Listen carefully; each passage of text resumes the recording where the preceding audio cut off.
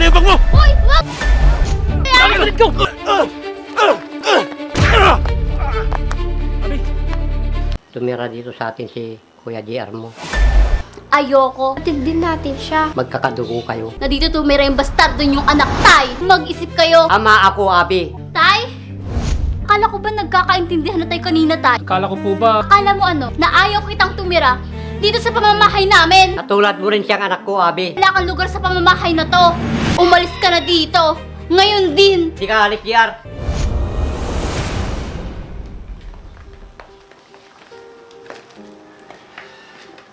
O Bunso, sasabay ka na ba sa akin? Oo, sana ate. Sige, idadaan na kita sa eskwelahan mo bago ako pumasok sa trabaho ko. Salamat ate.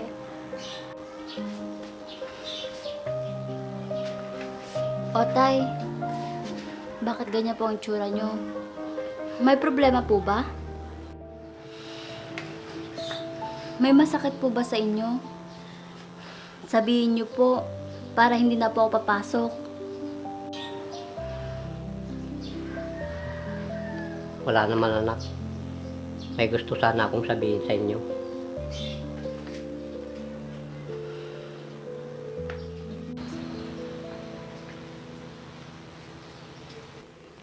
Ano po ba yun, Tay? Ano kasi, anak? Gusto ko na sanang tumira dito sa atin si Kuya JR mo.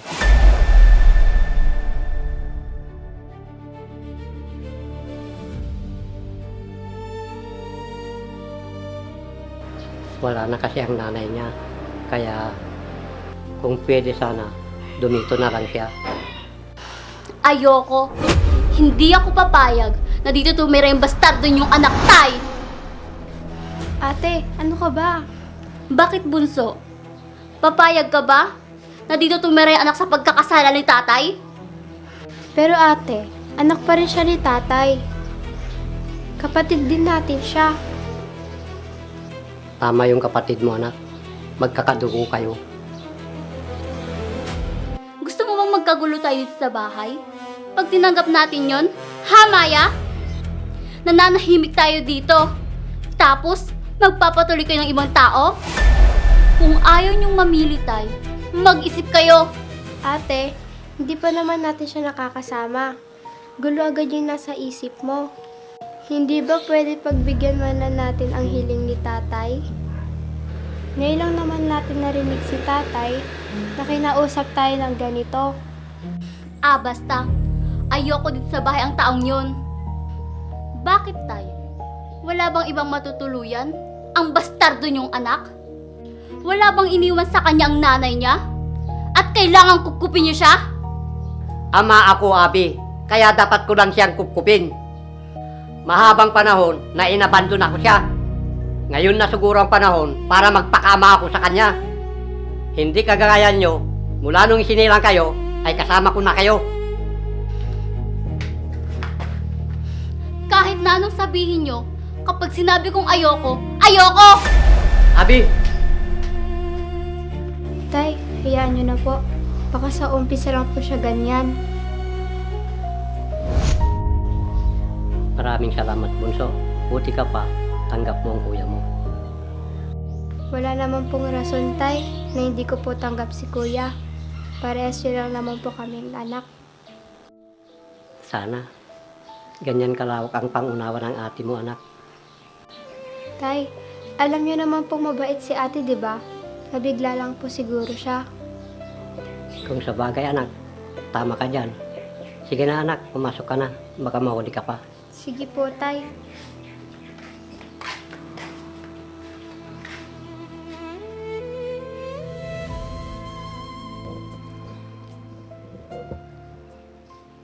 Ay! Oh, anak, Ay, ano po? Kumusta po? mabuti naman, anak, at nasundan mo itong tirahan namin. Madali lang pong hanapin yung address nyo, tay. Halika, anak. Maupo tayo dito. Sige po, tay. Maupo ka, anak. Sige po. Wala ba yung mga kapatid ko, tay? Wala sila, anak. pumasok sa trabaho si Abi. Nasa eskwela naman si Maya. Mamaya mo pa sila makikita. Tay, sigurado po ba kayo na walang magiging problema kung dito ako titira? Wala anak, welcome pa dito sa bahay. Maraming salamat naman po kung ganun, Tay. Masaya ako anak na nandito ka na. Di na ako papayag na magkahiwalay pa tayo. Simula bata ka, nanay mo nang nagpalaki sa'yo. Halos hindi na kita nakita. Kaya ngayon, wala na siya. Ako naman ang mag-aalaga sa'yo. Maraming salamat po, Tay.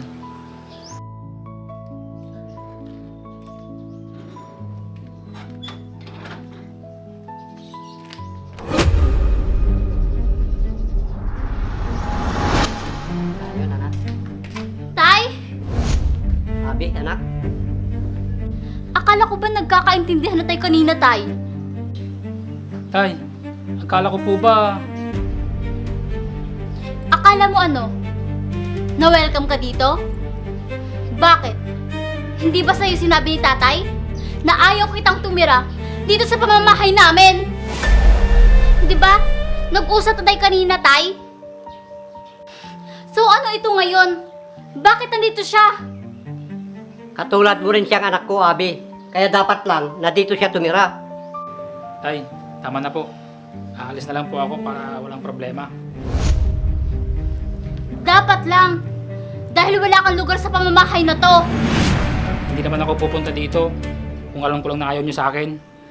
Isa lang akong anak, nasabik na makasama aking ama. At isa pa, hindi ko naman maisipang pumunta dito kung hindi namatay si nanay. Kahit hirap kami at kubuha lang yung bahay namin. Ako lang ang nag-alaga at nagtaguyod simula nagkasakit si nanay. Kahit hirap kami, hindi ko narinig si nanay na sinisi niya si tatay. Hindi ako interesado sa kwento ng buhay mo. Ang gusto ko, umalis ka na dito.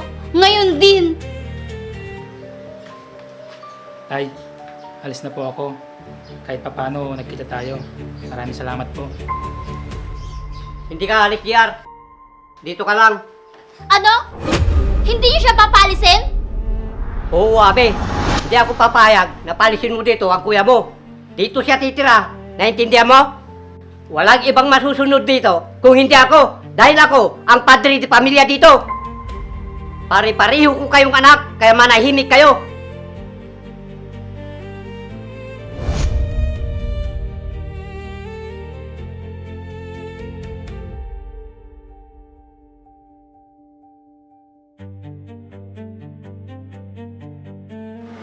Pagpasensyahan mo na anak. Nabigla lang siguro siya. Opo, Tay.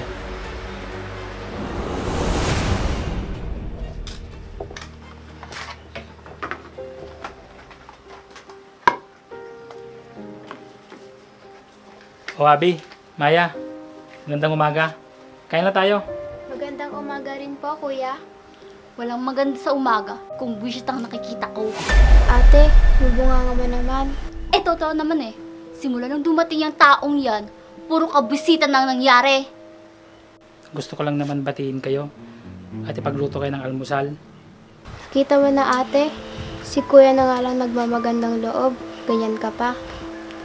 Pwes, magsama kayo kung gusto nyo. Abi, kung galit ka sa akin, huwag mong itabay si Bunso. Sa tingin mo, makukuha mo kami sa mga ganyan? Baka mamaya, pakainin mo kami ng may lason para masolo mo si tatay. Ate, ano ka ba? Sumusobra ka na. Hindi naman ako ganun, Abi. Sabi mo lang yan. Anong nangyayari dito? Anong ginagawa mo sa kuya mo, Abi? Wala po, Tay. Ayos lang po. Ikaw, Abi, napapansin ko kung ano-anong sinasabi mo sa kuya mo. Sige, kampihan nyo siya. Simula nung dumating yan dito, siya na lang napapansin nyo. Pati si Bunso, lumalayo ng loob sa akin. Wala na akong papel sa bahay na to. At wala na akong ginawang tama sa paningin ninyo. Dahil yan ang totoo. Sa tingin mo, tama ba yung ginagawa mo sa kuya mo? Ha, Abi? Mahirap bang tanggapin mo na lang ang kuya mo? Kesa yung ganyan ka, para sa ikakatahimik ng lahat, aalis na lang ako. Ano? Masaya ka na? Ako ang dapat umalis at hindi ikaw, Abi. Walang aalis dito sa bahay.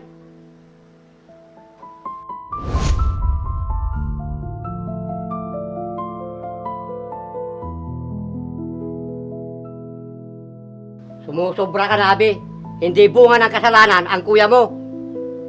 Anong hindi bunga ng kasalanan? Eh, kasal kayo ni nanay, di ba?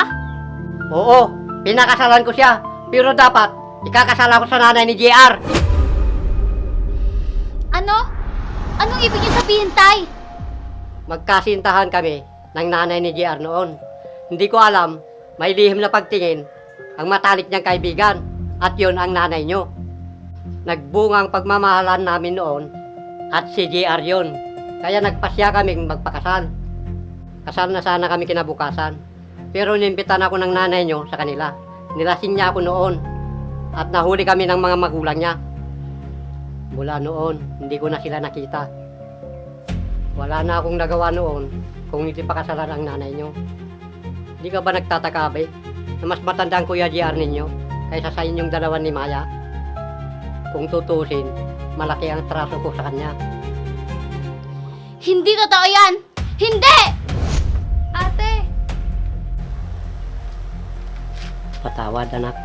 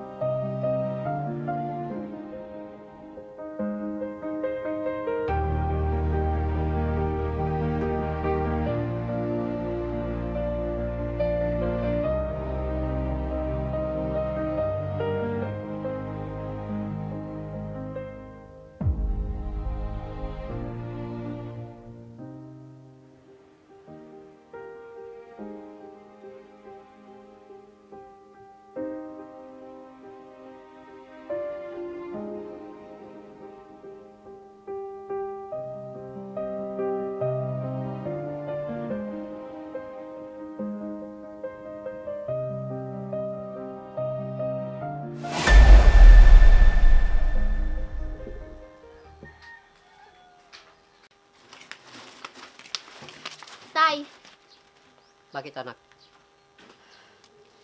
sino pa nagsampay ng mga damit ko? Ang kuya mo, anak. Bakit? Hindi ko naman inutos sa kanya na gawin niya yan, ha? Ginawa ng kuya nyo yan para tulungan kayo. Para mapagaan ang trabaho niyo sa bahay. Imbis na magpasalamat ka na lang, ganyan pang sasabihin mo. Kasalanan pa ng kuya niyong ginawan kayo ng pabor. Sobra kang magsalita sa kuya mo. Balang araw, kakailanganin mo rin ang tulong niya. Kahit kailan, sisiguraduhin kong hindi ko kailangan ng tulong niya. Abi, anak!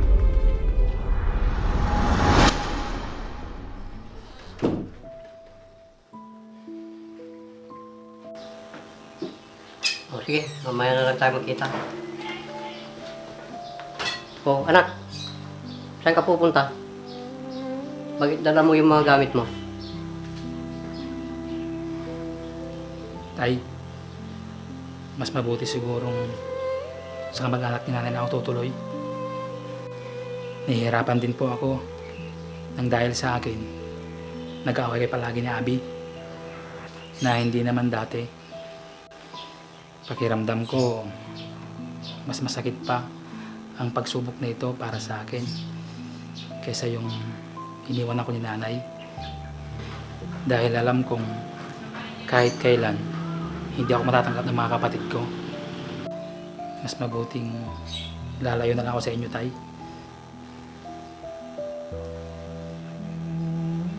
Pero anak, Huwag po kayong mag-alala, Tay. Dadalawain ko na lang kayo dito.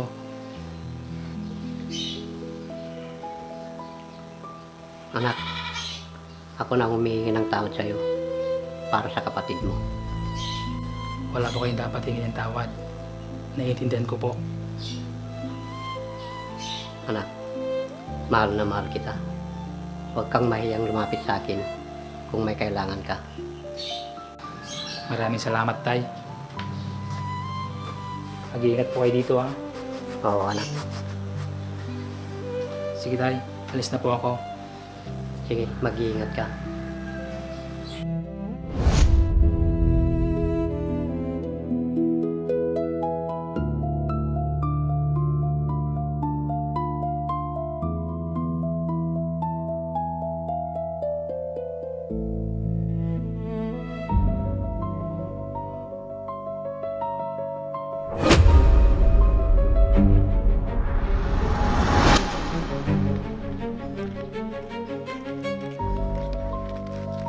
Hoy! Akin na yung bag mo! Hoy, wag po! Akin na! Wag po! Ayaw mo masaktan! Akin na! Po, no, wag po! Akin na!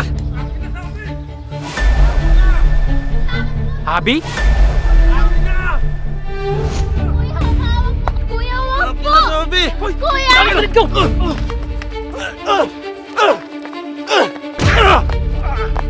Abi? Abi? Ayos ka lang? Oo, kuya! Kuya! Lumayas ka dito! Hoy! Kuya, tama na! Ayos ka lang? Oo, kuya.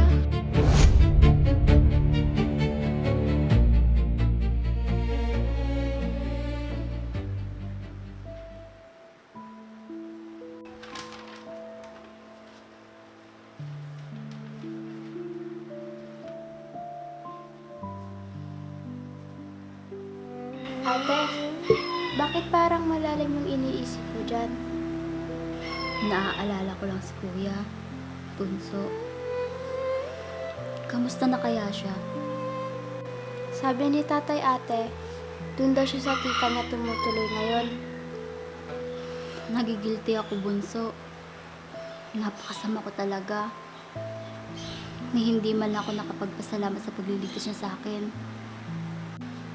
Tama si tatay sa sinabi niya noon. Nakakailanganin ko rin ng tulong ni kuya. Tama ka ate. Sa kabilang hindi mo pagtanggap sa kanya, hindi siya nagdalawang isip na itaya niya yung buhay niya para sa'yo. Kaya nga, doon ko napagtanto na napakalaki ng kasalanan ko kay kuya. Hindi pa uli ang lahat, anak. Tay, Humingi ka ng tawad sa kanya at saka ka magpasalamat. mapapatawad kaya niya ako, tay? Baka galit siya sa akin.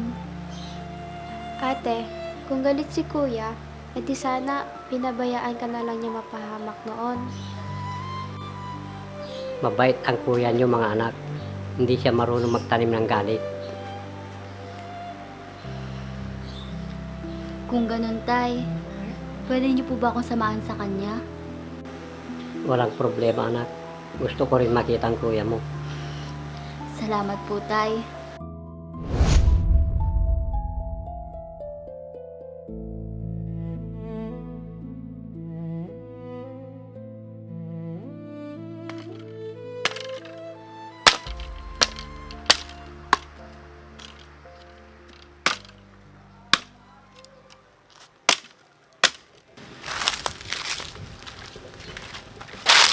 Ayun yung kuya niyo. Tara. Sige po, tay.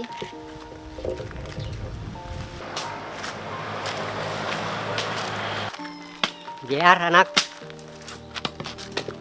Tay? Ano po? Kawang ka ng Diyos, anak. Ano po ginagawa niyo dito? Ang totoo niyan, anak, si Abi ang may gustong makita ka. Si Abby? Bakit po? Oo, kuya. Gusto ko sana magpasalamat sa pagliligtas mo sa akin. Sa kabila ng kasamaan ko sa'yo, nagawa mo pa rin akong iligtas. Kahit na alam mong pwede mo itong ikapahamak. Isa pa, gusto ko sana humingi ng tawad. Dahil hindi kita tinanggap noon. Mapapatawad mo ba ako, kuya? Alam kong napakalaki ng kasalanan ko sa'yo, kuya. Hindi mo na kailangan sabihin yan. Sino ba naman ako para hindi kita mapatawad? Kapatid kita. Hindi ko hayaang may mangyari sa'yo. Bilin kasi ni nanay na mahalin ko yung mga kapatid ko. Dahil wala kayong kinalaman sa nangyari sa kanila noon. Maraming salamat, kuya. Wala yun, Abby. Kuya, pwede ka ba sumama sa amin sa pag-uwi?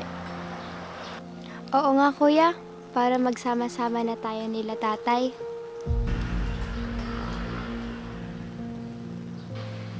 Oo nga, anak. Isa pa, matanda na rin ako. Ikaw na lang ang tanging mag-aalaga sa mga kapatid mo at magtatanggol sa kanila pag nawala na ako. Kaya sana, bumalik ka na sa bahay ulit, anak. Kaya nga, kuya, Oo nga po kuya. Sige ho, tay. Uuwi na po ako sa inyo.